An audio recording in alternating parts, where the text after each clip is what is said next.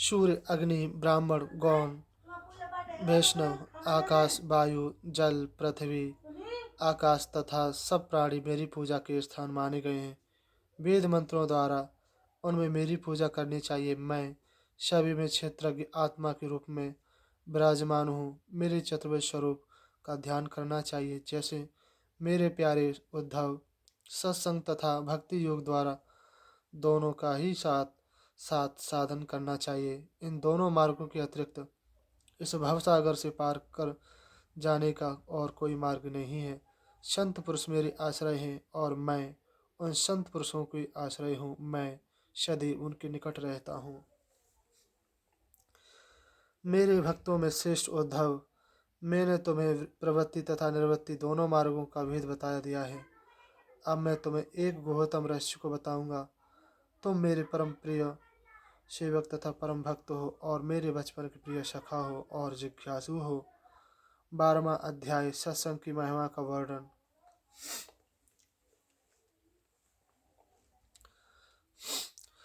सत्संग की महिमा अमित, कहाँ कहूँ उद्धराय। शेष गणेश महेशु, पार न पायो धाय।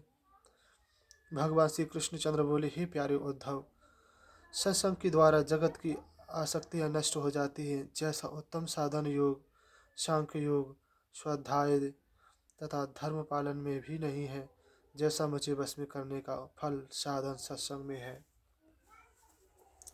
यहाँ तक कि व्रत, यज्ञ, तीर्थ तथा यम नियम भी मुझे वश में करने में समर्थ नहीं है। यह सत्संग ही युग युगों में उत्तम माना गया है। इसी सत्संग का आश्रय लेकर शूद्र, पापी, चांडालों ने तथा स्त्रियों ने भी मुझे प्राप्त कर लिया है। वृत्रासुर, दैत्य, प्रहलाद, बृहस्पति, बलि, बाणासुर, मैदानव, विभीषण, सुग्रीव, हनुमान आदि सभी ने सत्संग के प्रभाव से ही मुझे प्राप्त किया है। हे प्यारे उद्धव, वे ना तो वेदों को भजते थे और न उन्होंने कोई व्रत उपासना ही की है थी और न कोई तपस्या ही की थी।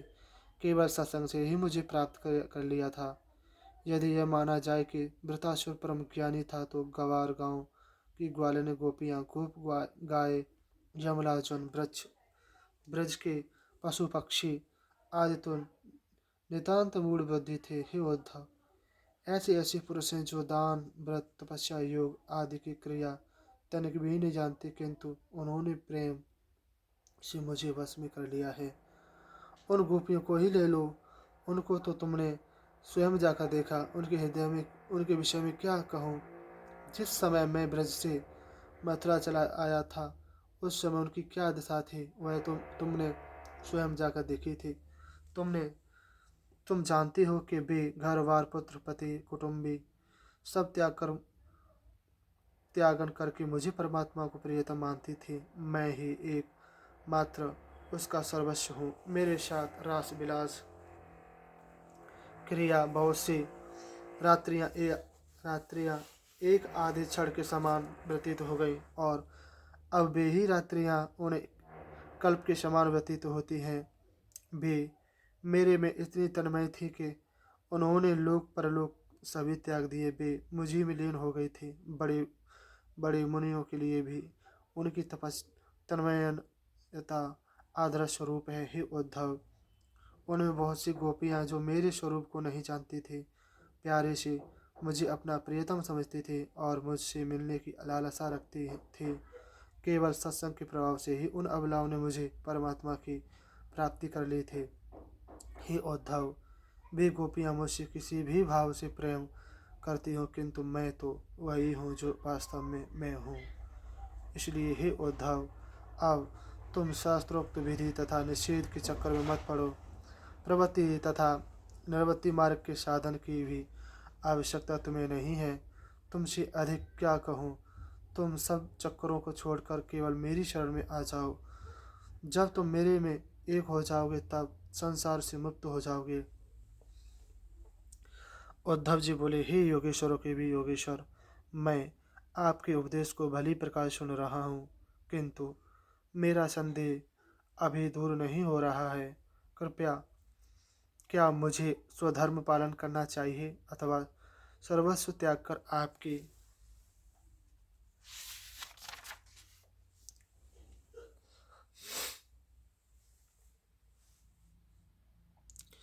शरण में आ जाना चाहिए? मैं इसी चक्कर में पड़ा हूँ। कृपा करके मेरा ये संदेह दूर कीजिए।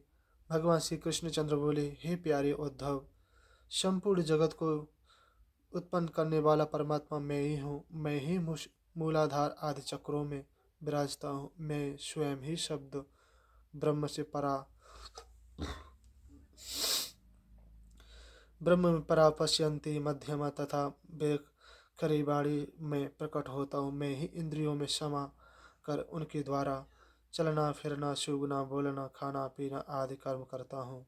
यहाँ तक कि सबका कर्ता मैं ही हूँ। यह कमल ब्रह्मांड परमेश्वर से ही उत्पन्न हुआ है। यह ब्रह्म अनादि तथा अव्यक्त था। जिस प्रकार बीज में वृक्ष की शाखा पत्ता आदि अव्यक्त छिपे रहते, उसी प्रकार कालगति से माया का आश्रय लेकर परमेश्वर ही अपनी शक्ति को अनेकों रूपों में बांटकर सब में प्रतीत होने लगता है। जिस प्रकार ताने बाने वस्त्र में ओतप्रोत रहते हैं, उसी प्रकार यह सारा जगत परमात्मा में ओतप्रोत है। जिस प्रकार सूत के न होने पर वस्त्र का अस्तित्व ही नहीं होता है, किंतु वस्त्र के बिना सूत का अस्तित्व रहता है, उसी भांति जगत के रहने पर ईश्वर रहता है, किंतु ईश्वर के बिना यह जगत नहीं रह सकता। यह जगत तो ईश्वरमय है। हे उद्धव, यह संसार वृक्ष अनादि तथा नित्य है। कर्म परंपरा इस वृक्ष का स्वरूप है तथा मोक्ष और भोग इसके फूल हैं। इस वृक्ष के पाप तथा पुण्य दो बीज हैं। अनंत वासना इसकी जड़ है तथा सत्वरम रज तीनों गुण इसके तने हैं। 5 भूत इसकी प्रधान शाखाएं हैं। 11 इंद्रियां इसकी छोटी छोटी शाखाएं हैं। विषय रस हैं। जीवात्मा तथा परमात्मा रूपी 2 पक्षी हृदय रूपी घोंसले में निवास करते हैं। बात पित्त कफ इस वृक्ष की 3 प्रकार की छाल है। सुख दुख 2 फल इस पर लगते हैं। यह संसार वृक्ष सूर्यमंडल तक विस्तार वाला है। सूर्यमंडल से ऊपर मुक्त पुरुषों के स्थान है। यह सूर्यमंडल को भेद कर मुक्त पुरुष उन लोकों में जाते हैं। ये सुख फल भोगते हैं जो गृहस्थी में पड़े हुए विषयों का सेवन करते हैं। वे इस वृक्ष का दुख रूपी फल चखते हैं। इसलिए हे उद्धव जी, मैं एक ही हूँ। मेरे जो अनेक रूप प्रतीत होते हैं, वह मेरी माया है। जो उत्तम गुरुओं के द्वारा इस बात को भली प्रकार समझ लेता है, वही मुझे प्राप्त कर लेता है। इसलिए हे उद्धव, मेरी इस माया से प्रकट जगत को त्याग कर मेरे ही में लीन कर अपने स्वरूप में स्थित हो जाओ। 13वां अध्याय। हंस रूप से सनकादिकों को दिए गए उपदेश का वर्णन करना। दोहा। हंस रूप धर के प्रभु आए ब्रह्मा पास, सनकादिक के हृदय की पूर्ण आस। भगवान श्री कृष्णचंद्र बोले, हे प्यारे उद्धव, सत्व रज तम आदि 3 गुण प्रकृति के हैं, आत्मा के नहीं। इन तीनों गुणों में सत्व गुण श्रेष्ठ है। तम की उपेक्षा रज श्रेष्ठ है। सत्व के द्वारा रज व तम के दोनों को परास्त करके दाव पर रखे। इस सत्व गुण के द्वारा क्षमा दया सत्य आदि वृत्तियों को शांत करना चाहिए। सदा सात्विक वस्तुओं को सेवन करना चाहिए, जिससे सात्विक वृत्ति बढ़ती है और तभी जीव मेरी भक्ति की ओर प्रवृत्ति होने लगता है। सतोगुण द्वारा ही उत्तम भक्ति प्राप्त होती है। जिस कर्म के करने से सत्वगुण बड़े बड़े वही कर्म श्रेष्ठ है। रज तथा तमोगुणी के नष्ट होने से अधर्म नष्ट हो जाता है। देश काल कर्म जन्म शास्त्र जल स्नान ध्यान मंत्र तथा संस्कार ये 10 यदि सत्वगुणी हैं तो सतगुण सतोगुण बढ़ता है, और यदि ये तमोगुणी है तो रजोगुणी बढ़ता है, और यदि ये तमोगुणी है तो तमोगुण बढ़ता है। महात्मा लोग जिन्हें उत्तम कहते हैं वे सात्विक हैं, जिन्हें न उत्तम न निकृष्ट कहते हैं वे राजस हैं, जिन्हें निकृष्ट कहते हैं वे तामस हैं। मनुष्य को जब तक अपनी आत्मा का ज्ञान न हो और इस सूक्ष्म और स्थूल शरीर तथा तीनों गुणों से निवृत्ति न हो, तब तक सत्व गुण बढ़ाने के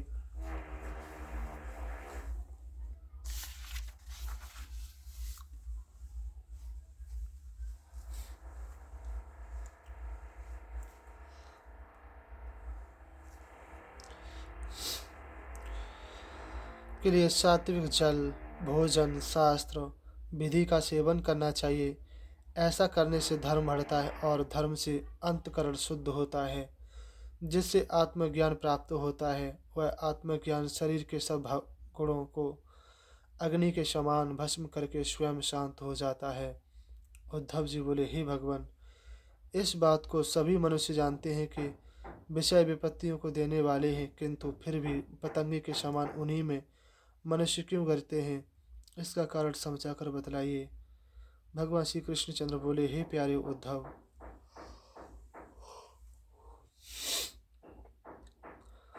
जब यह जीव अज्ञान के कारण अपने स्वरूप को भूल जाता है और स्थूल तथा सूक्ष्म शरीरों में अपने कर्तापन का आरोप करके मैं मेरेपन को मान बैठता है, तब उसका सात्विक मन रजोगुण की ओर झुककर उसमें व्याप्त हो जाता है। बस फिर क्या है, जब मन रजोगुण की ओर झुका और तमो रजोगुण प्रधान संकल्पों विकल्पों की जंजीर बनने लगी, वह अनेक प्रकार के विषयों का चिंतन मन द्वारा करने लगता है। तब वह काम के वश में होकर अज्ञानवश अनेक कार्य करने लगता है। वह सुख के लिए कर्म करता है, किंतु उसका फल विपरीत दुखदायक होता है। किंतु विवेकी पुरुष अपने चित्त को रोक लेता है। यदि यदि कभी वह रजोगुण या तमोगुण से विक्षिप्त होता है तो तर्क बुद्धि से शीघ्र संभल कर सही मार्ग पर आ जाता है और विषयों की आसक्ति से बच जाता है। हे प्यारे उद्धव, साधक धीरे धीरे अपने चित्त को खींचकर मेरे में लगावे। यदि उसे असफलता मिले तो घबराए नहीं, बार बार प्रयत्न करे और भी अधिक साहस करके मेरी ओर अग्रसर होवे।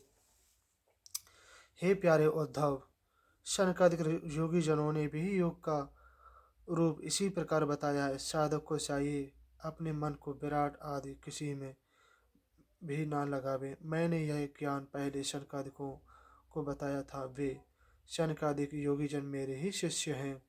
उद्धव जी बोले, हे भगवान, यदि शनकादिक तो आपसे करोड़ों वर्ष पूर्व हुए हैं, फिर आपने उन्हें यह उपदेश कैसे दिया? वह उपदेश क्या था, मुझे समझा कर कहिए। भगवान श्री कृष्णचंद्र बोले, हे प्यारे उद्धव, शनकादिक योगी जन ब्रह्मा के मानस पुत्र हैं। उन्होंने अपने पिता ब्रह्मा से एक समय यह प्रश्न पूछा था। शनकादिक पूछने लगे, हे पिताजी, यह चित्त विषय और गुणों में फंसा रहता है और विषय अर्थात गुण चित्त में फंसे रहते हैं। चित्त तथा विषय गुण दोनों परस्पर ऐसे घुले मिले रहते हैं कि किसी प्रकार भी एक दूसरे से पृथक पृथक नहीं हो सकते हैं। फिर ऐसी दशा में मनुष्य का चित्त विषयों से न हटे तो इस संसार से मुक्ति कैसे पा सकता है? अब हमें यह बतलाइए कि चित्त तथा विषय एक दूसरे से कैसे अलग अलग हो सकते हैं? भगवान श्री कृष्णचंद्र बोले, हे प्रिय उद्धव, ब्रह्मा जी सबकी उत्पत्ति करता है तथा सबके आदि देवता हैं, किंतु फिर भी शनकादिक ब्रह्म ऋषियों के इस प्रश्न को सुनकर ब्रह्मा जी इस प्रश्न का कोई उत्तर न दे सके। वे विचारने लगे किंतु किसी निर्णय तक ना पहुँचे। हे उद्धव, उस समय ब्रह्मा जी ने उत्तर प्रश्न का उत्तर देने के लिए मेरा ध्यान किया, मैं उसी क्षण ब्रह्मा जी के मोह को नष्ट करने के लिए हंस रूप से प्रकट हुआ गया। जब ब्रह्मा जी तथा शनकादिक ने मुझे देखा तब ब्रह्मा जी को आगे करके शनकादिक मेरे निकट आए। उन्होंने मेरी वंदना की। तब शनकादिक ने मुझसे पूछा कि आप कौन हैं। तब उन परमात्म तत्व के जिज्ञासु शनकादिक को जो मैंने उतार दिया वह सुनो। मैंने उनसे कहा, हे ऋषियों, तुम्हारा यह प्रश्न जिसके विषय में है, यदि तुम्हारा यह प्रश्न आत्मा के विषय में है तो आत्मा एक ही है, उसमें अनेकता है ही नहीं। तब उस आत्मा के विषय में यह प्रश्न करना कि तुम कौन हो, किस किसी प्रकार भी नहीं बन सकता है, क्योंकि जो आत्मा तुम में है वही मुझ में है। आत्मा एक होने से दूसरा भाव उत्पन्न ही नहीं होता है। फिर तुम कौन हो, यह प्रश्न निरर्थक ही है। तुम कौन हो, इस प्रश्न में द्वैत भाव पाया जाता है। किसी दूसरे के लिए ही कह सकते हैं कि तुम कौन हो।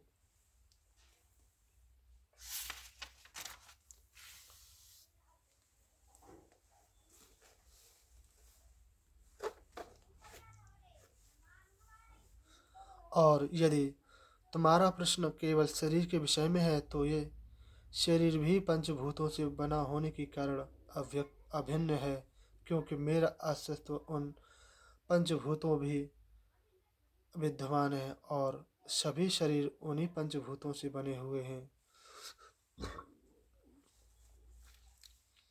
इसलिए तुम कौन हो यह प्रश्न केवल शब्द मात्र होने से निरर्थक है। तत्व दृष्टि से तुम लोगों को यह समझना चाहिए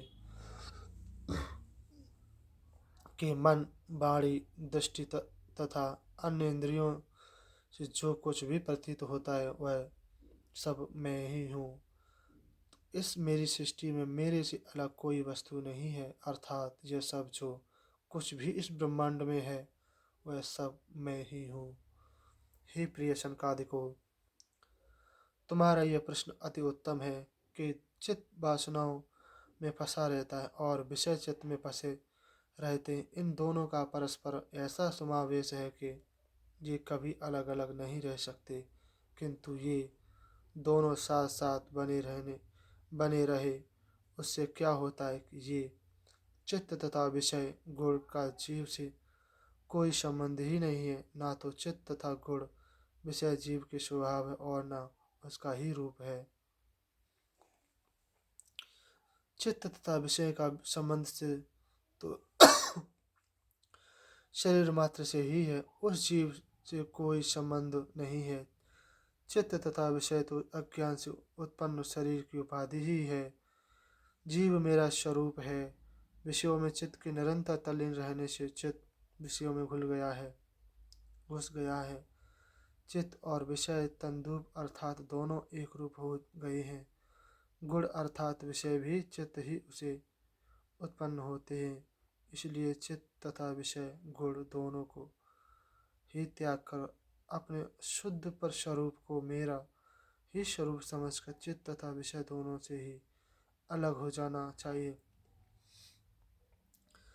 चित्त तथा गुण किसी प्रकार भी रहे अथवा ना रहे, उनका जीव से कोई संबंध नहीं। हे प्यारे ऋषियों, मनुष्य की जागृति, स्वप्न तथा सुषुप्त में तीन अवस्थाएं गुणों के अनुसार सत्रजतम विषयों के अनुसार आती जाती रहती हैं, और ये तीनों अवस्थाएं बुद्धि को ही वृत्तियां मानी गई हैं। यह आवश्यक नहीं है।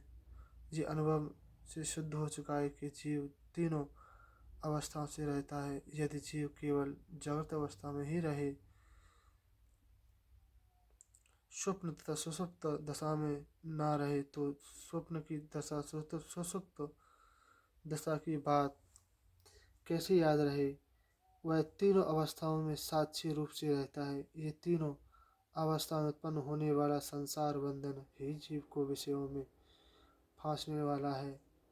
वह इन तीनों अवस्थाओं को अपनी अवस्था समझकर उनके बंधन में फंस जाता है। जब उसे अपने स्वरूप का ज्ञान हो जाता है तब वह तीनों अवस्थाओं में अपने को साक्षी विलक्षण तथा तुरीय परमात्मा स्वरूप ही समझने लगता है। जब वह ऐसा समझ समझने समझते हैं, उन दोनों को एक दूसरे से अलग करने की आवश्यकता नहीं होती है। जब तक मनुष्य की नाना प्रकार की भ्रांतियाँ नष्ट हो जाती हैं, जब तक वह जागृत होते हुए भी सोए के समान है, तब तक अपने स्वरूप का ज्ञान करके उसमें स्थित आत्मा नहीं होता है, तब तक चित्त तथा उसके विषय दूर नहीं होते हैं। यह तो सत्य है कि आत्मा के सिवाय और कुछ भी शेष नहीं है। हे ऋषियों, यह मैं पहले कह चुका हूँ कि इंद्रियों द्वारा जितना भी प्रतीत होता है, दृष्टि आता है तथा सुना जाता है, ये सब नाशवान है। उनका अस्तित्व क्षणिक होता है, उनका विनाश तथा उत्पत्ति पल पल में होता रहता है। उन सब का अनुभव जागृत अवस्था में आत्मा ही करता है। स्वप्न के समय भी वह आत्मा ही उनका अनुभव करता है और सुषुप्त दशा में ही वही आत्मा उनका अनुभव करता है। वह एक ही आत्मा तीनों अवस्थाओं में साक्षी रहकर सबका अनुभव करता है। उसे तीनों कालों की स्मृति बनी रहती है। इसलिए यह सिद्ध होता है कि सत्व रजतम तीनों गुणों में मन की जागृति, स्वप्न तथा सुसुप्त अवस्था होती रहती है। यह तीनों अवस्थाएं मेरी माया से मुझ में प्रतीत होती रहती है। यह मेरा दृढ़ निश्चय है कि मेरे वचनों पर दृढ़ रहकर ज्ञान रूपी तलवार से अहंकार को नष्ट कर दो और फिर उसे मत चखने दो। मुझ परमात्मा के चिंतन में ही लीन रहो। इस जगत को क्रीड़ा स्थल समझो। मैं माया का आश्रय लेकर क्रीड़ा करता हूँ। यह जगत क्या है? मेरे छोटे बड़े अनेक रूप हैं। यह मेरा जादू का खेल है।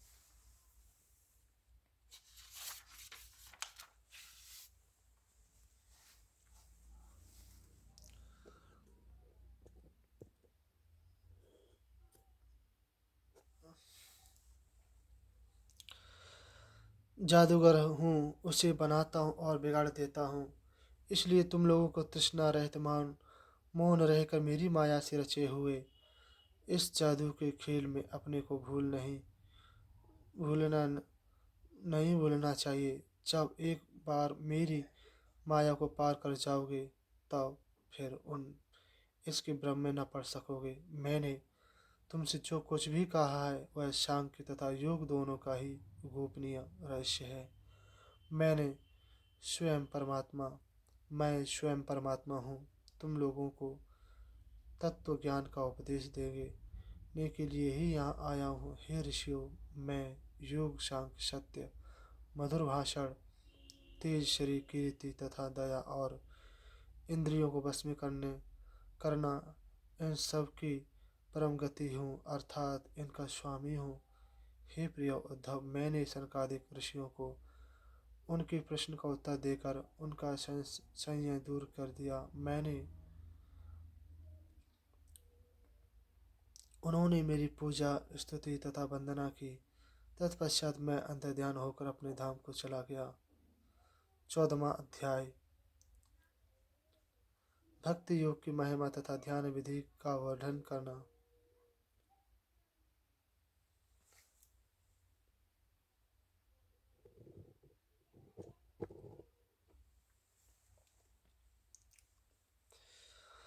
भक्ति योग अरु विधि कही कृष्ण यदुराय। उद्धव जी सुनने लगे, मन में अति हर्षाय। शिव उद्धव जी बोले, हे परमात्मन, आप ब्रह्मवादियों में श्रेष्ठ तथा भक्तवत्सल भगवान हैं। ज्ञानी जनों ने आत्म कल्याण के लिए अनेकों साधन वर्णन किए हैं। सभी अपने अपने विचार से श्रेष्ठ हैं। आपसे इस भक्ति योग के विषय में जानना चाहता हूँ कि आपने इन साधनों में से कौन सा साधन श्रेष्ठ माना है। भगवान श्री कृष्णचंद्र बोले, हे प्यारे उद्धव, यह वेदवाणी प्रलय काल में लुप्त हो जाया करती है। जब सृष्टि का समय फिर आता है, तब मैं अपने संकल्प से पुनः ब्रह्मा को इसका उपदेश करता हूँ। वही मेरा भागवत धर्म है। इस भागवत धर्म का उपदेश ब्रह्मा ने अपने पुत्र श्यामक मनु श्यामभुव मनु को तथा मनु ने भृगु अंगिरा मरीच पुलय आत्रि पुलस्त्य तथा के क्रतु इन सप्तऋषियों को उनका इसका उपदेश दिया। तत्पश्चात इन प्रजापतियों ने इसका उपदेश अपने संतान देवता दानव मनुष्य गंधर्व चारण आदि को किया। सभी ने अपने अपने मतानुसार सत्य रज और तम इन तीनों गुणों के विषयभूतों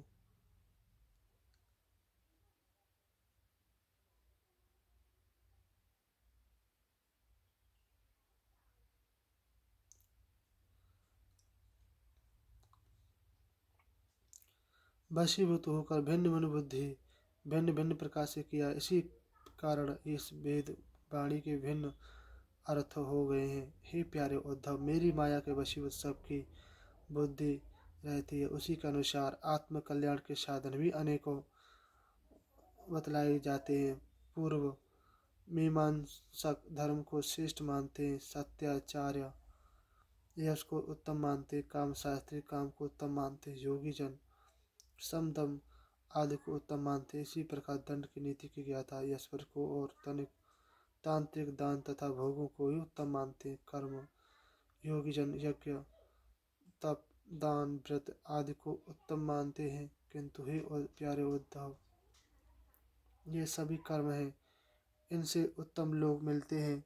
वे लोग नाशवान हैं। जब उन कर्मों का फल समाप्त हो जाता है तब इन लोगों के नीचे गिरना पड़ता है और अधोगति प्राप्त होती है। वह तुच्छ सुख है, इसलिए अनेक प्रकार के साधनों के चक्कर में न पड़ना चाहिए। हे प्यारे उद्धव, जो नित्य सुख मेरी सानिध्य से प्राप्त होता है वह कभी नष्ट नहीं होता है। मेरी शरण में आया हुआ भक्त निर्भय तथा बेपरवाह होता है। वह सुख विषयी पुरुषों को कभी प्राप्त नहीं हो सकता।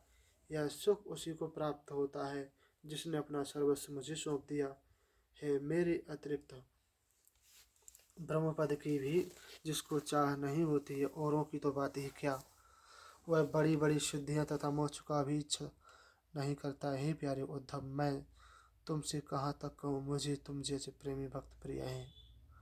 उतना प्रिय मेरे पुत्र ब्रह्मा, न मेरी आत्मा शंकर, न सगे भाई बलराम जी तथा न मेरी अर्धांगिनी लक्ष्मी जी हैं। मैं जितना प्रेम अपने भक्तों से करता हूँ उतना स्वयं मैं अपने से भी नहीं करता हूँ। जिस प्रेमी भक्त ने मुझे ही अपना सर्वस्व मान लिया है, जो जगत से दूर रहकर मेरे में ही सदा तल्लीन रहता है, वह समदर्शी तथा महात्मा के पीछे मैं निरंतर इस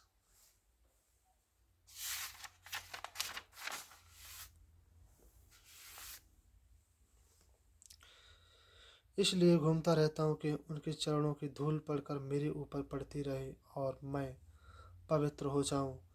हे उद्धव, यह तो उत्तम भक्तों के विषय में बात रही, किंतु मेरे भक्त जिन्होंने अभी अपनी इंद्रियों पर भली प्रकार विजय प्राप्त नहीं की है, वे वे कभी कभी विषयों के द्वारा दुखी अवश्य होते, किंतु उन्हें वे दया नहीं कर सकते, क्योंकि उनका चित्त मेरी भक्ति में ही अधिक लीन रहता है। इसलिए मेरी भक्ति उनकी रक्षा करना करती है। हे प्यारे उद्धव, तुमसे सत्य कहता हूँ कि मैं साधन योग तथा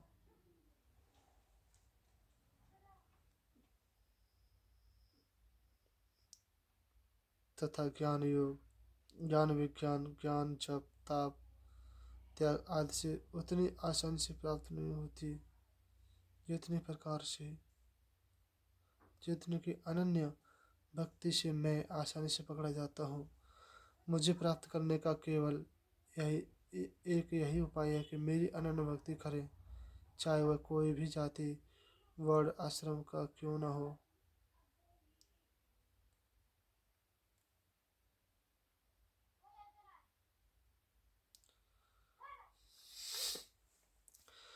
जिसका चित्त सत्य दया से युक्त है, जो मेरे गुणों से गदगद होकर आनंद या अश्रु बहाने लगता है। तो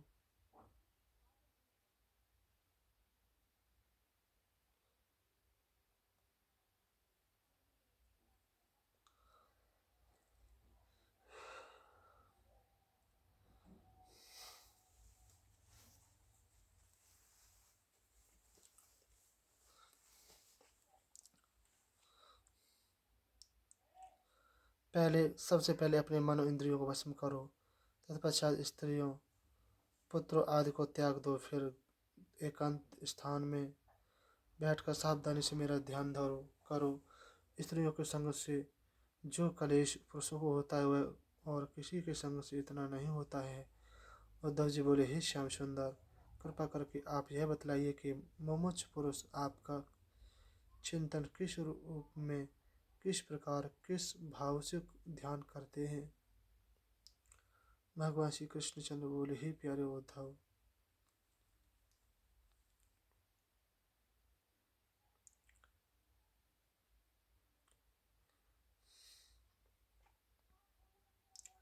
सबसे पहले साधक को ऐसा आसन स्थिर करना चाहिए जो न अधिक ऊंचा और न अधिक नीचा हो, अर्थात सम स्थान पर आसन बिछाना चाहिए। फिर अपने अपने शरीर को सीधा रखकर आराम से बैठना चाहिए। दोनों हाथों को अपनी गोद में रखकर अपनी दृष्टि का नासिका के अग्रभाग पर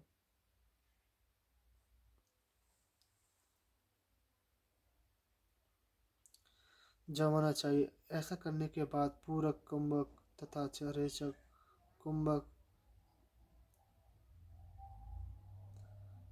तथा पूरक, इन तीनों विधियों को प्राणायाम करके 9 नाड़ियों का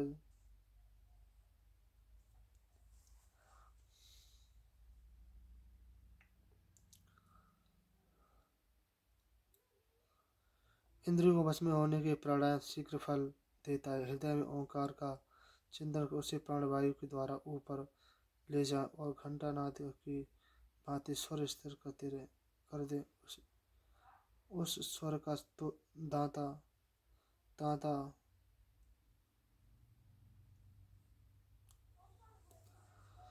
कभी न टूटे। इस प्रकार तीनों समय ओमकार सहित प्राणायाम 10-10 में हो जाती है। इसके पश्चात अपने हृदय में एक कमल का चिंतन करें। उस कमल की डंडी ऊपर की ओर और मुंह नीचे की ओर है।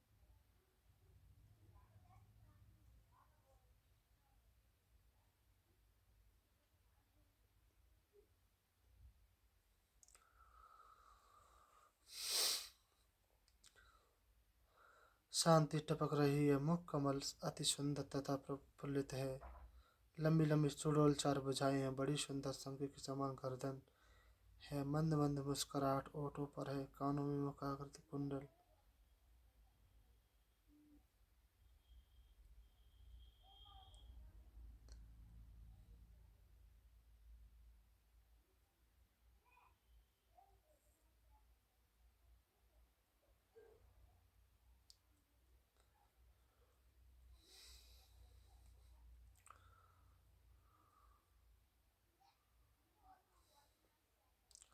कानों में मकराकृत कुंडल जगमगा रहे हैं। मेघवर्ण श्याम शरीर पर पीताम्बर शोभा पा रहे हैं। वक्षस्थल पर शिव वस्तु का चिन्ह एवं लक्ष्मी जी का चिन्ह है। हाथों में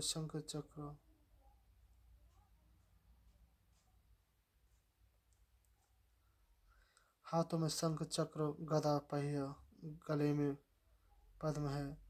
गले में वरमासी माला तथा कुंतल मणि है। मणि शोभा पा रही है। शांति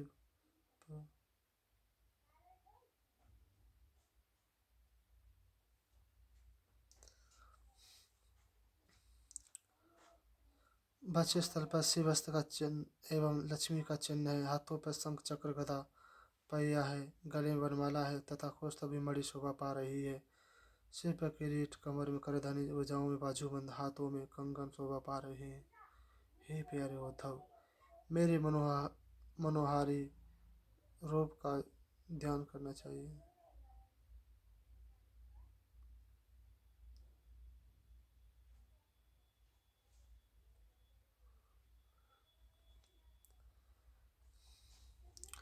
सिर पर किरीट, कमर में करधनी, भुजाओं में बाजूबंद, हाथों में कंगन शोभा पा रहे हैं। उद्धव, मेरे इन मनोहारी रूप का ध्यान करना चाहिए और अपने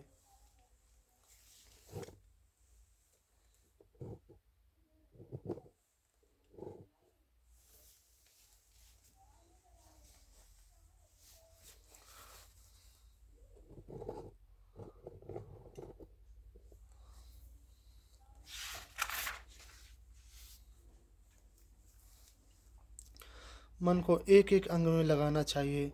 ज्ञानी पुरुष अपने मन तथा इंद्रियों के विषय में रहित कर दे और उसको मेरे में लगा दे। जब मेरे सारे शरीर का ध्यान भली प्रकार हो जाने पर लगे, तब अपने चित्त को मेरे सब अंगों से हटाकर केवल मेरी मंद मंद मुस्कान से युक्त मेरे मुख पर ही चित्त लगा दे।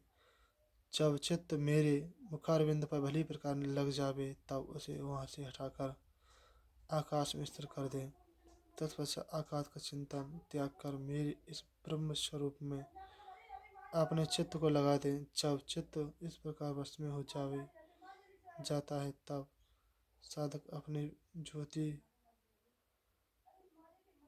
अपनी ज्योति को मेरी ज्योति में मिला देता है। जो योगी इस प्रकार योग माया से अपने मन को मेरे वश में कर लेते हैं।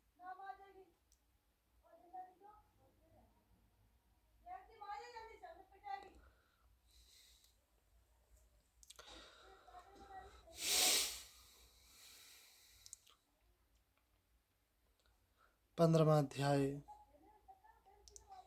भिन्न भिन्न सिद्धियों के नाम तथा लक्षणों का वर्णन।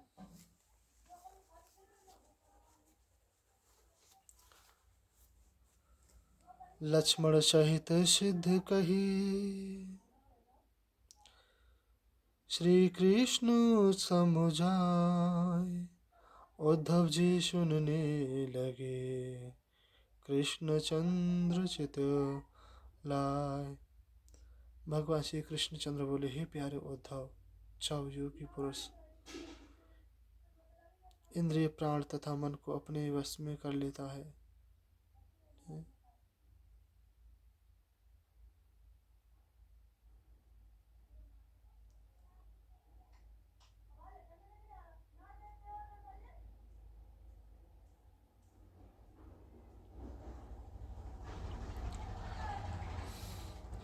जब योगी पुरुष इंद्रिय, प्राण तथा मन को अपने वश में करके अपना चित्त मेरे में लगाता है, तब उसके सम्मुख अनेक सिद्धियां उत्पन्न होती है। उद्धव जी बोले, हे योगेश्वर, आप मुझे यह बताने की कृपा करें कि मैं सिद्धियां कितने प्रकार की होती हैं, किस साधना के करने से किस प्रकार की सिद्धि प्राप्त होती है। भगवान श्री कृष्णचंद्र बोले, हे प्यारे उद्धव,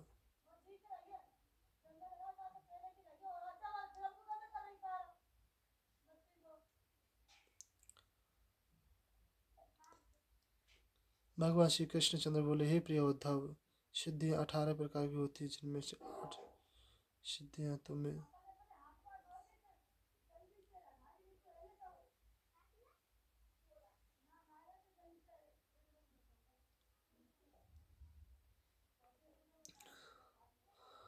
भगवान श्री कृष्णचंद्र बोले, हे प्रिय उद्धव, सिद्धियां 18 प्रकार की होती हैं, जिनमें 8 सिद्धियां तो मेरे से प्राप्त होती हैं और 10 सिद्धियां सतगुरु की तमाम के प्रमाण।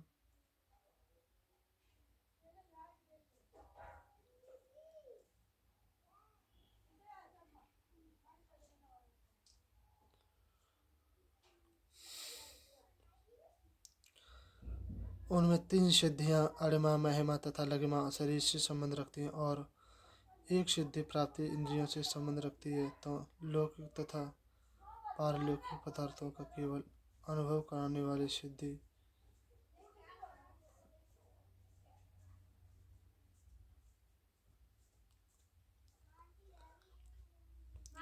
और एक सिद्धि प्राप्ति से इंद्रियों से संबंध रखती है। लौकिक तथा परलौकिक पदार्थों का अनुभव कराने वाली सिद्धि का नाम प्राकाव्य है।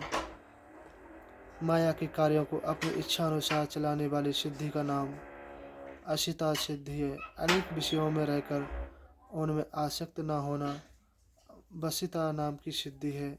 अच्छित सुखों को देने वाली सिद्धि कामावशिता नाम की सिद्धि है। ये आठों प्रकार की सिद्धियां मुझ में रहती हैं, इसलिए उन्हें मैं देता हूँ। इन सिद्धियों के अतिरिक्त और भी सिद्धियां हैं। एक सिद्धि यह है कि भूख प्यास आदि को जीतना। दूसरी सिद्धि बहुत दूर की वस्तु को देख लेना तथा बहुत दूर की बात सुन लेना। मन के वेग के साथ इच्छित स्थान पर पहुंच जाना। इच्छानुसार रूप बदल लेना। दूसरे शरीर में प्रवेश कर जाना। इच्छानुसार शरीर त्याग देना। अप्सराओं के साथ क्रीड़ा करना। संकल्प की सिद्धि प्राप्त करना।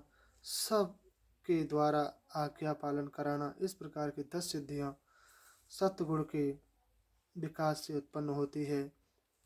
भूत भविष्य तथा वर्तमान की बात को जान लेना। सुख दुख राग द्वेष शीत कृष्ण उष्ण आदि कष्टों को वश में करना। दूसरे मनुष्यों के हृदय की बात जान लेना।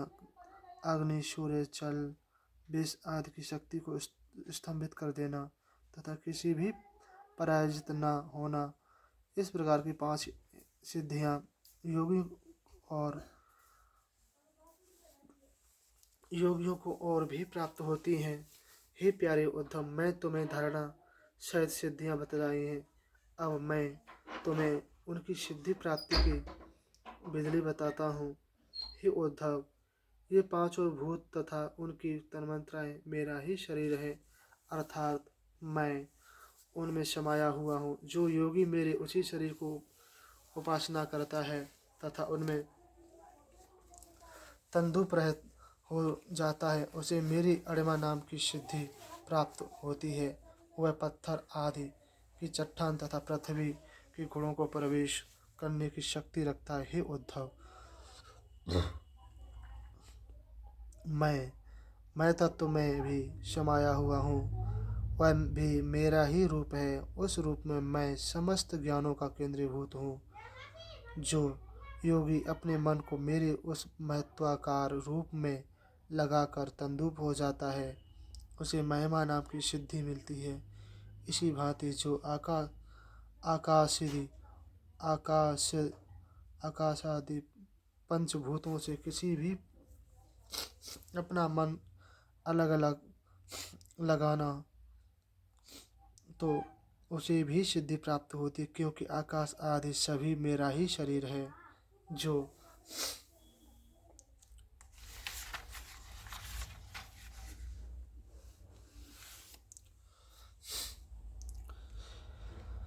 योगी वायु अग्नि जल तथा पृथ्वी इन 4 भूतों के परमाणुओं में जो मेरा ही शरीर है उनका अपना चित्त लगा देता है और उसमें तंदुप वैसा ही रूप हो जाता है, तो उसे लघिमा नाम की सिद्धि प्राप्त होती है। वह सूक्ष्माति सूक्ष्म शरीर धारण कर लेता है। जो योगी सात्विक अहंकार को मेरा ही स्वरूप जानकर उसमें अपना चित्त लगा देता है, वह संपूर्ण इंद्रियों का स्वामी हो जाता है। वह योगी को प्राप्ति नाम की सिद्धि मिलती है। जो योगी मैं तत्वाभिमानी मुझ सूत्रात्मा में अपना मन स्थिर कर देता है, उसे प्रकाम्य नाम की सिद्धि मिलती है, जिसके प्राप्त होने पर उस साधक को इच्छानुसार भोग प्राप्त हो जाते हैं। जो योगी मुझे काल स्वरूप विश्वात्मा की धारणा करता है, उसे संपूर्ण जगत के जीवों तथा शरीरों को अपनी इच्छा अनुसार चलाने की शक्ति प्राप्त हो जाती है। इसका नाम असित्व सिद्धि है। जो योगी मेरे नारायण कवच स्वरूप, जिसे तुरीय तथा परमात्मा कहते हैं, उसमें अपने मन को लगा देता है, उस योगी में मेरे स्वाभाविक गुण उत्पन्न होने लगते हैं। उसे वशिता नाम की सिद्धि मिल जाती है। जो योगी अपने निर्मल मन को मुझ निर्मल ब्रह्म में स्थित कर देता है, उसे परम कल्याणकारिणी काम वसायस्ता नाम की सिद्धि मिल जाती है।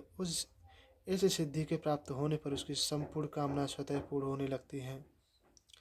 हे प्यारे उद्धव, जो योगी मेरे श्वेत द्वीप के स्वामी रूप की धारणा करता है, वह भूख प्यास जन्म मृत्यु शोक मोह इन 6 विकारों से मुक्त हो जाता है। जो मेरे आकाशात्मा स्वरूप का ध्यान करता है, वह दूर की बात को सुनता है। जो योगी अपने नेत्रों को सूर्य में तथा सूर्य को नेत्रों में मिलाकर एक कर देता है और योगी दोनों के सहयोग में मेरा ध्यान करता रहता है, उसको सूक्ष्म दृष्टि से, जिसे दिव्य दृष्टि भी कहते हैं, प्राप्त हो जाती है। जो योगी अपने मन तथा शरीर को प्राणवायु सहित मेरे साथ मिला देता है और उस समय मेरा ध्यान करता है, उससे मनोभाव सिद्धि प्राप्त होती है। इस सिद्धि के प्राप्त होने पर योगी जहाँ जाने की इच्छा करता है, वहाँ उसी क्षण पहुँच जाता है। जो योगी इच्छा अनुसार रूप बना लेता है, वह अपने उपादान कारण से मेरा ध्यान करता है, वह अपने चित्त को मेरे में जोड़ देता है। योगी जब दूसरे मनुष्य शरीर में प्रवेश करने की इच्छा करता है, तब वह यह भावना करता है कि मैं उसी के शरीर में हूँ। उसका प्राण वायु दूसरे के शरीर में प्रवेश करके अपना रूप धारण कर लेता है। तब वह अपने शरीर को त्याग कर दूसरे शरीर में प्रविष्ट हो जाता है। योगी जब अपने शरीर त्याग की इच्छा करे तो पहले उसे अपनी एड़ी से गुदा द्वार को दबा लेना चाहिए। तब प्राणवायु को धीरे धीरे क्रमशः हृदय, वृक्षस्थल, कंठ तथा मस्तक पर ले जाना चाहिए। तत्पश्चात ब्रह्मरंध्र में प्राणवायु को ले जाना चाहिए, जाकर उसे ब्रह्म में लीन करके शरीर छोड़ देना चाहिए। उस समय यदि वह देवता के लोक को जाना चाहता तो मेरे शुद्ध सत्वमय स्वरूप का ध्यान करे। तब उसे उस सुर सुंदरियों के साथ विमान पर चढ़कर अनेक प्रकार के भोग प्राप्त होते हैं। जिस योगी ने मेरे सत्य संकल्प स्वरूप में अपना मन स्थिर कर दिया है, वह और मेरे ध्यान के तंदुप हो गया है, उस समय वह जैसा संकल्प करता है उसका वही संकल्प पूरा होता है। क्योंकि मैं ईश्वरीय तत्व और विशुद्ध दोनों सिद्धियों का स्वामी हूँ, इस कारण मैं उसकी सभी इच्छाएं पूर्ण करता हूँ। जिस योगी का चित्त मेरी भक्ति के कारण शुद्ध हो गया है, वह भूत भविष्य तथा वर्तमान तीनों कालों के अदृश्य विषयों को भी जान लेता है। जब तक अपने मन को मेरे में लगा देता है, उस समय अग्नि जल आदि कोई भी उसके शरीर को नष्ट नहीं कर सकते हैं। वह अजय होता है। मेरी आराधना करने वाला योगी संपूर्ण सिद्धियां स्वतः प्राप्त कर लेता है। जो भक्ति योग तथा ज्ञान योग द्वारा मुझे प्राप्त करने का अभ्यास कर रहे हैं, उनके लिए सिद्धियां विघ्न कारक हैं। उन्हें इस नाशवान सिद्धियों को प्राप्त करने का प्रयत्न कभी नहीं करना चाहिए। मेरे सारूप्य सालोक्य आदि का प्राप्त करना ही सबसे बड़ी सिद्धि है, क्योंकि मैं ही ब्रह्म और अद्वितीय आत्मा हूँ।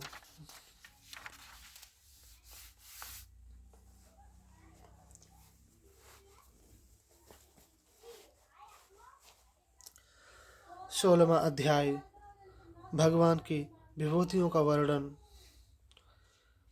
जिन विभूति वर्णन करी श्री कृष्ण भगवान, सिर झुकाए माते धरी कीनो प्रभु सम्मान।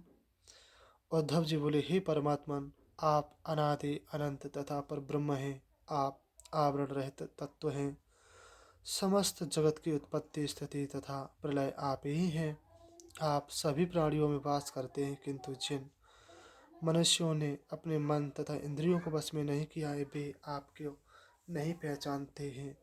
हे भगवान, बड़े बड़े महर्षि देवर्षि तथा आत्मज्ञानियों ने आपके जिन विभूतियों को उपासना करके सिद्धियां प्राप्त की हैं, मैं उनको सुनना चाहता हूँ।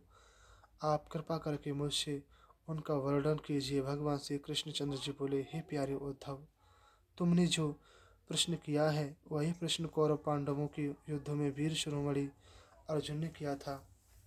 अर्जुन के हृदय में यही धारणा उत्पन्न हो गई थी कि कुटुंबियों को मारकर राज्य प्राप्त करना निंदनीय कर्म है। मैं मारने वाला हूँ और ये सब मेरे हाथ से मारे जाएंगे। ऐसा विचार करके उसने युद्ध करने से मना कर दिया। तब मैंने ऐसी विषम परिस्थितियों में, जबकि दोनों सेना युद्ध के लिए खड़ी थी, उस अर्जुन को बहुत सी युक्तियों से समझाया था। हे उद्धव, वही प्रश्न तुमने मेरी विभूतियों के विषय में किया है। सुनो, मैं तुमसे अपनी विभूतियों का वर्णन करता हूँ। हे उद्धव, समस्त प्राणियों तथा पदार्थों के रूप में मैं ही हूँ। जगत की स्थिति, उत्पत्ति तथा प्रलय मैं ही हूँ करता हूँ। समस्त प्रगतिशील पदार्थों की गति मैं ही हूँ। मैं काल हूँ। मैं सबका मूल स्वरूप है। समस्त गुण पदार्थों में मैं ही गुण हूँ। मैं ही समस्त क्रिया शक्ति प्रधान कार्यों में सजात्मा हूँ, अर्थात मैं ही उन कार्यों को संचालित करता हूँ। मैं ही ज्ञान शक्तियों में मैं तत्व हूँ। मैं ही सूक्ष्म वस्तुओं में जीव हूँ।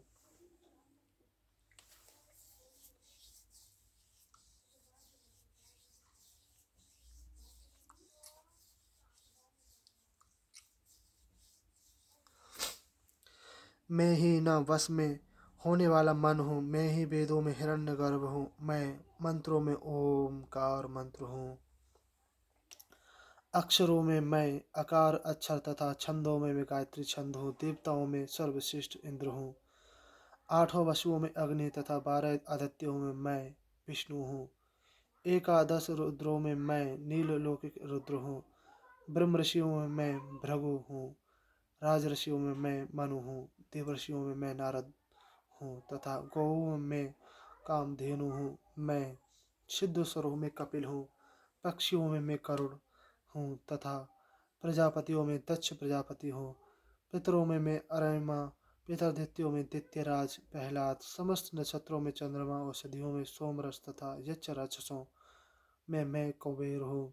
गजराजों में मैं ऐरावत हाथी तथा जल में रहने वालों में मैं उनका स्वामी वरुण हूँ। मैं तेजवानों में सूर्य तथा मनुष्यों में सर्वश्रेष्ठ राजा हूँ। घोड़ों में उच्च सर्वा घोड़ा हूँ। धातुओं में सोना तथा दंड देने वालों में मैं यम और सर्पों में वासुक नाग हूँ। नाग राजाओं में मैं शेष नाग तथा पशुओं में सिंह हूँ। आश्रमों में मैं संन्यास आश्रम हूँ तथा वर्णों में मैं ब्राह्मण हूँ। मैं तीर्थों में गंगा तीर्थ और जलाशय में समुद्र हूँ। धनुर्धारियों में मैं राम हूँ। मैं पर्वतों में सुमेरु तथा वनस्पतियों में मैं पीपल और अन्नों में मैं जो हूँ। हे उद्धव, मैं पुरोहितों में वशिष्ठ जी हूँ। वेद जानने वालों में मैं विस्पति हूँ। वीरों में मैं स्वामी कार्तिकेय हूँ तथा धर्मवेताओं में ब्रह्मा हूँ। यज्ञों में स्वाध्याय यज्ञ हूँ। ब्रह्म यज्ञ व्रतों में मैं अहिंसा व्रत तथा शुद्ध करने वाली वस्तुओं में मैं वायु, सूर्य, जल, वाणी तथा आत्मा हूँ। योगों में मैं समाधि योग, विजया विलासियों में मैं मंत्र बल हूँ। मैं रसमयों में सतरूप हूँ। पुरुषों में श्यामक मनु हूँ। मनुष्यों में नारायण हूँ तथा ब्रह्मचारियों में मैं सनत कुमार हूँ। मैं ऋतुओं में बसंत, महीनों में अगहन मास तथा नक्षत्रों में मैं अभिजित नक्षत्र हूँ। युगों में सतयुग हूँ। ज्ञानियों में मैं देवल तथा असित हूँ और श्री कृष्ण देवपायन हूँ। कवियों में मैं शुक्राचार्य तथा महापुरुषों में मैं देव वासुदेव हूँ। भक्तों में मैं उद्धव हूँ। किम पुरुषों में मैं हनुमान हूँ। विद्याधरों में मैं सूर्यदर्शन विद्याधर हूँ। रत्नों में पदम राग हूँ, रत्न हूँ। पुष्पों में मैं कमल हूँ। तृणों में मैं कुश हूँ और हवन करने की सामग्रियों में गाय का घी हूँ। मैं कपटियों में जुआ, गुणों में सात्विक गुण तथा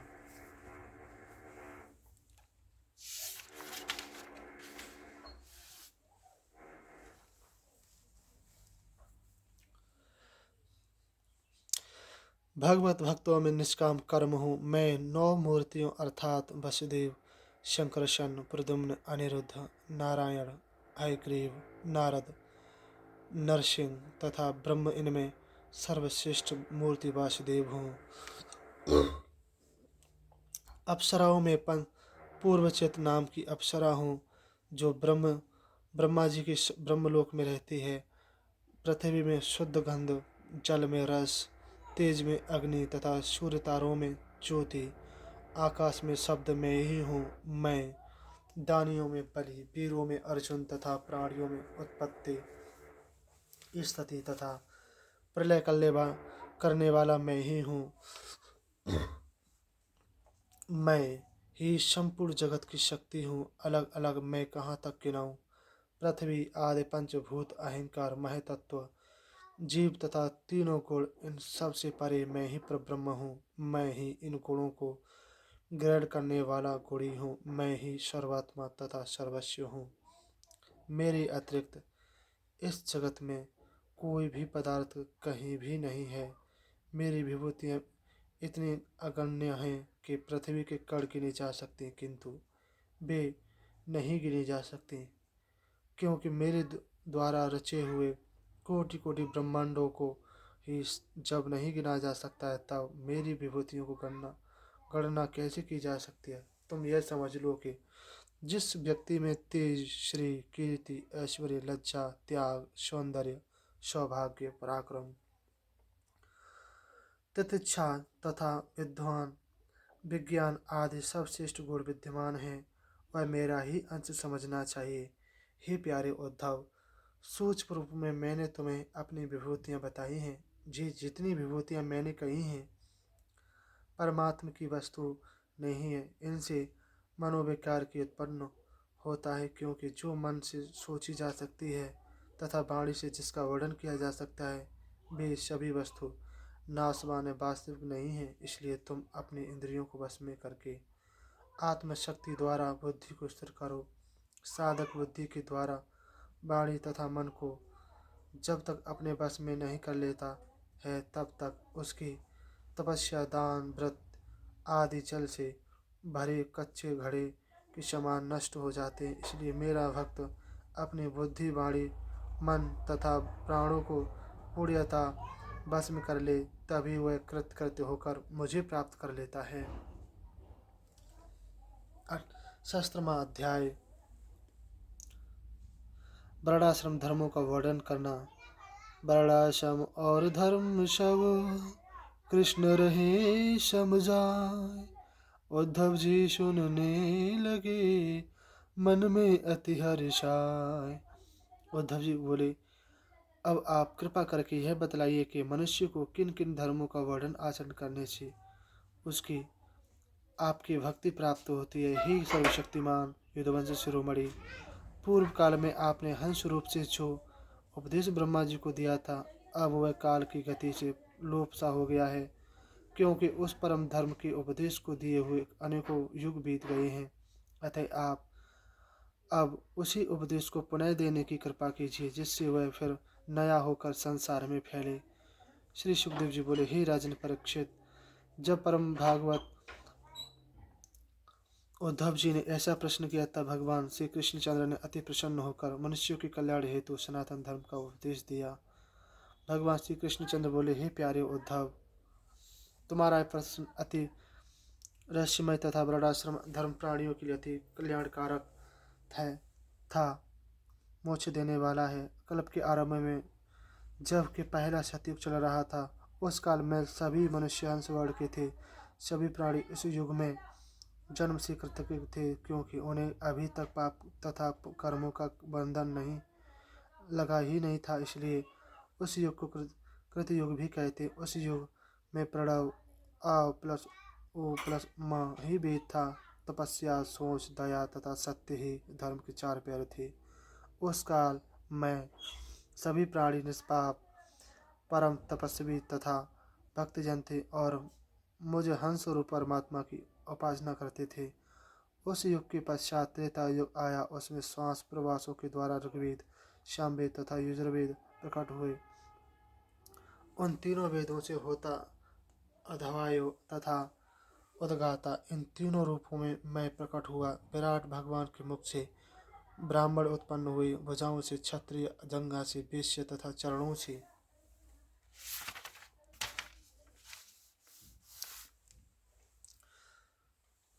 शूद्र उत्पन्न हुए। अब बाकी बचा ये अध्याय अब कल पढ़ेंगे। थोड़ा बड़ा अध्याय है। भागवत भगवान के श्री चरणों में सेवक का कोटि कोटि अभिनंदन प्रणाम। हे भागवत भगवान, आपसे यही प्रार्थना करते हैं, हम सभी जीवात्मा पर यही कृपा बनाए रखें, आपकी दिव्य अमृतमयी कथाओं को सुनते रहें और अपने जीवन को धन्य करें। कलयुग हम सबसे दूर रहे। प्रणाम भागवत भगवान को प्रणाम। प्रणाम मेरे राधा कृष्ण भगवान को प्रणाम।